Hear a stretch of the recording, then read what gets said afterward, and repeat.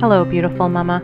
Welcome to Navigating Motherhood with Confidence. I'm Dr. Sarah Hardy, naturopathic doctor, mother, and creator of vitalitynaturalhealth.ca. This program supports informed, intuitive mothering by providing reliable information on a variety of family health topics and featuring mums who are nourishing the connection with their inner wisdom and integrating it into real life every day. In episode 10, I'm welcoming Dr. Glenna Calder, naturopathic doctor, mother of 3, and co-host of Walk the Talk to Health and Wellbeing on Blog Talk Radio. Hello, everybody, and welcome to Navigating Motherhood with Confidence, episode 10. I'm so excited. We've hit the double digits with the episodes. Today, I'm really thrilled to welcome a lovely colleague of mine, Dr. Glenna Calder, who's a naturopathic doctor out in Cape Breton. It's Port Hood, right? Exactly. Yeah, awesome. And today we're chatting with Glenna, both as a naturopathic doctor, but more so as a mom, and chatting about some of the things that she does to nourish the connection with her inner wisdom.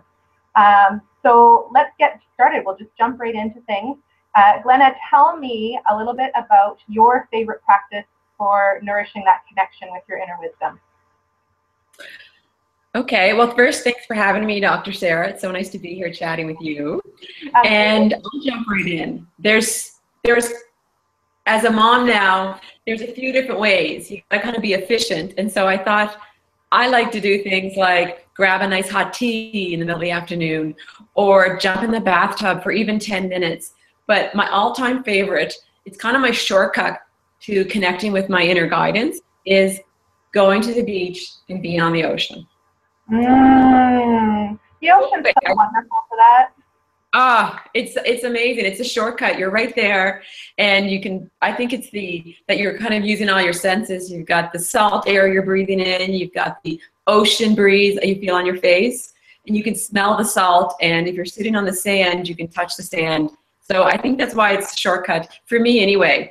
And yeah. Do you find that that's one of the reasons? I know that you and your family have somewhat recently made a move from big city to small community here in Scotia, and I bet that has really helped make that connection for you. That's a big check mark for me.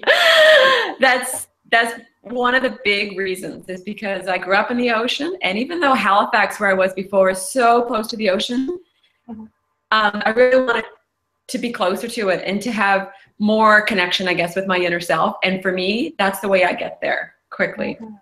Yeah, absolutely. So do you find, Glenna, that it's like pretty automatic as soon as you're on the beach and there by the ocean, it's like connection, or is there a bit of a process that you go through once you're there?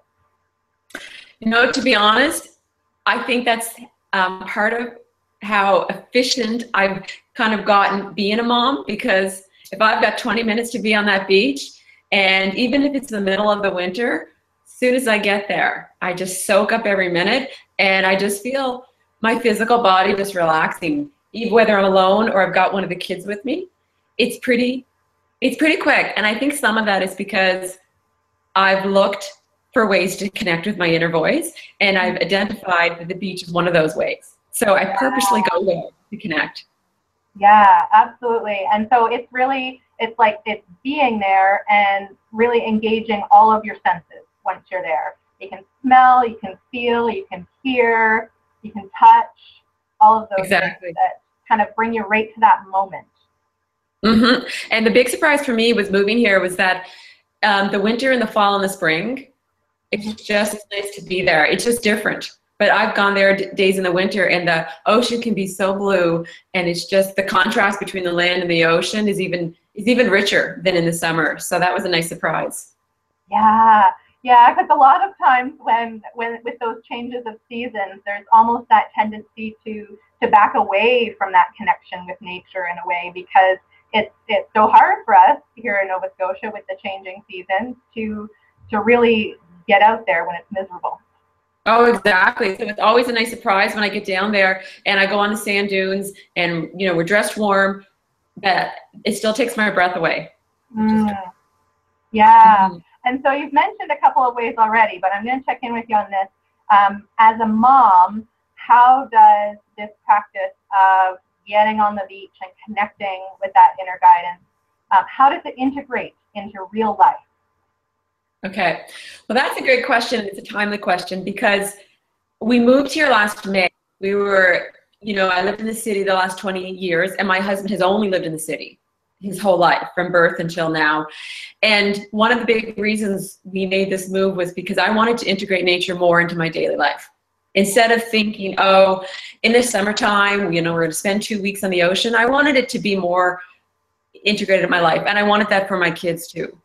So, and I'll give you a little example of how it's affected my oldest already. We moved here in May, and she was just turning 5 a few days later. And from the time she was 2 years old, she was a nail biter. And I wasn't a nail biter. My husband wasn't a nail biter. And I just watched, and I thought, what is it that she needs to calm that nervous system down with that habit? Yeah. And then we moved here, and a month later, I looked at her nails, and she had nails. And it floored me.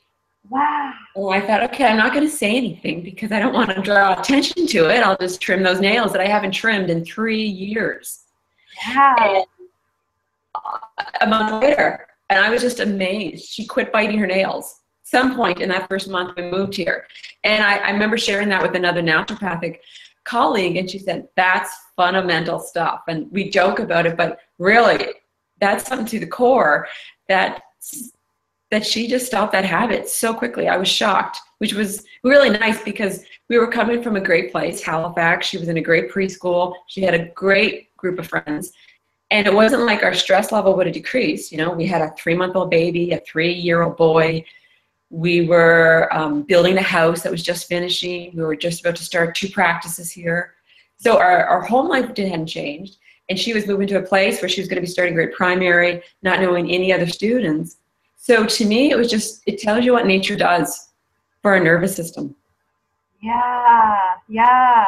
And so even for you too, with that practice of going down to the beach, you had mentioned, sometimes you can get there for a few minutes by yourself, but I imagine with 3 kids, it's not uncommon for you to have at least one of them with you there at the beach, but you're still able to be in that space and connect all your senses and connect with that moment, and then they can do their own type of connection with nature right there in that space too. That's right. And they love it. And one of the reasons I guess I got off track was that I moved here because I could see out the ocean. Like right now I can see the sand dunes. It's about 300 feet from where I'm sitting, the ocean. So I can see my backyard, the sand dunes. I can see Portage Island. I can see the ocean. And so I can see it from my bedroom and my office. So I integrated as much as I could into my life. Yeah. Yeah, so even though I'm busy, with a practice and 3 kids, I can just look out that ocean and watch the sun setting, and I can see green and I can see ocean. So it was important to me. Yeah, fantastic. So we can't all be there with you, sitting right next to the ocean. In this moment. But I'm wondering if you might guide us through a similar type of process or practice so that any of the moms that are listening in or watching can experience some of what you experience when you're on that beach. Sure. So when I go down to the ocean, no matter what the season, and even if I have a toddler with me, for some reason I notice that I have to stop. Walking on the beach for me is not the same as just stopping and staring at the ocean. So what I do is just plunk myself down, and I might have a toddler with his dinky behind me. I always make sure that they've got something to occupy themselves, whether it's a shovel or a dinky. And I sit there and I just start breathing in, taking deep breaths. And it kind of happens naturally where my breathing gets deeper, but it slows down. And I just sink it in. I close my eyes and I listen. I listen to see what's in there, because as everybody knows, it's really hard in our day-to-day life to hear that voice and to know what voices really come from my higher self. but I start to hear words, whether it's calm, whether it's be in the moment, whether it's slow down, and I just let it sink in. And it's, to me, it always amazes me how clear that we can be when we're connected with nature. And Mm. it also reminds us this is what's important. Bringing my little 3-year-old down to the beach in the middle of the day, even for 20 minutes. So I just lay there and I notice that physically my shoulders move away from my ears. I can just feel all my stress hormones coming down. And it might only be 10 minutes. Until then, the voice in my mind goes, okay, time to go. But that 10 minutes will do me for days. It's really amazing. And I'll try to do this in my own living room, just to go, okay, what's that feeling I had when I was at the beach? Oh yeah, it slow down, just feel it. And I take that with me, even if I'm not at the beach. I just think, how do I feel there? Oh yeah, I don't have to walk around with my shoulders up to my ears. I can actually do that. So it's really, and I find as a mom, as you know, it's so busy that I'll just go in the middle of the day and say, I've got 15 things I want to do before I go to bed. But you know what? I can wait 2 minutes. And I've gotten a little bit better at that. It's just going, grab a tea and sit, and literally for 2 minutes on the chair while somebody's playing or somebody's napping or both. And 2 minutes is worth it. In the moment, you might not feel like it's helping, but you know what? The rest of your day, I find, is calmer. Yeah. Yeah. And I love how you say too, Glenna, that, in those moments where you can't be on the beach right then and there, you have that experience. You've been there. You've used all of your senses to kind of take that in and really acknowledge the calm and the relaxation that it brings about. And so our minds are fantastic for that. We can call that up at a moment's notice. That, if you only have a couple of minutes, maybe mom's got to go to the bathroom, and I'm going to close the door behind me and pretend I'm sitting on the beach for a couple minutes. And even 2 minutes is all we need sometimes. Yeah. Just to kind of reset that nervous system. Yeah. Yeah. Absolutely. Absolutely. And so that's something that, like you say, if you've got 20 minutes and you can get out to the beach, whether it's by yourself or whether you're bundling up a couple of the kids to take with you, fantastic. Do it. Go there. If you don't have a beach near you where you are, all the moms that are listening in, find that space in nature or close to nature that feels good and feels supportive and nourishing for you. I know living here in the city, we don't always get, like you say, Glenna, we're close to the beach here in Halifax, but we don't get there all the time. And so sometimes it's finding a green space closer to home. Sometimes it's just popping out in the backyard and hugging one of the trees that are out there and just kind of feeling that sort of strength and calm from that tree. Whatever is going to work for you to find that connection, like you say, that connection with nature that really is so great at influencing our nervous system in such a positive way. Mm-hmm. And I know I'm a water girl, but I've got a really good friend, and even though she grew up in the ocean, she's a tree girl, and it's made me appreciate it. She loves being surrounded by trees, and she gets the same feeling I do when I'm near the ocean. So we all have a different way we connect with nature. Yeah, yeah. And so having that connection, experiencing it, and then taking that with you, like you say, wherever you go, because as a mom, let's face it, sometimes there is only 2 minutes, only 5 minutes, whatever it happens to be, just for me. And it's taking that 2 minutes or 5 minutes and sitting down with that cup of tea, bum on the chair, not moving for a couple of minutes, and calling up that sort of visualization of this is where I am. Like I say, it might be going behind a closed door in another room. Kids safe at play. Let's step away and just have a moment. And sometimes for moms, it's so hard to step away like that. We get kind of rocking and rolling in our day, and it's go, go, go. But you're right. It makes such a huge difference for how the rest of the day goes. And I also think it's a great example. I know now my son doesn't nap, but he goes into our toy room and he closes the door. And I also remind him that I need my quiet time, that I need alone time. So we call it quiet time in the house, even though 2 or 3 of my kids aren't napping anymore, just to have that routine. And he really enjoys his quiet time. So it's a great example for our kids too. Yeah, Mm-hmm. absolutely. Absolutely. Can I ask you, Dr. Sarah, where your favorite place is? Where my favorite place is? Yeah. Oh, golly. If I had a choice, I'd probably be at the beach too. Okay. For me, there's that sort of that connection with that sort of rhythm and roll of the waves. And so often, you know, I have that visualization of the waves sort of like pulling away the stuff that I don't need.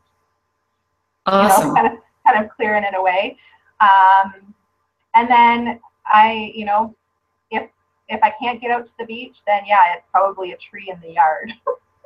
Perfect. That I'm going out to and just giving it a big squeeze.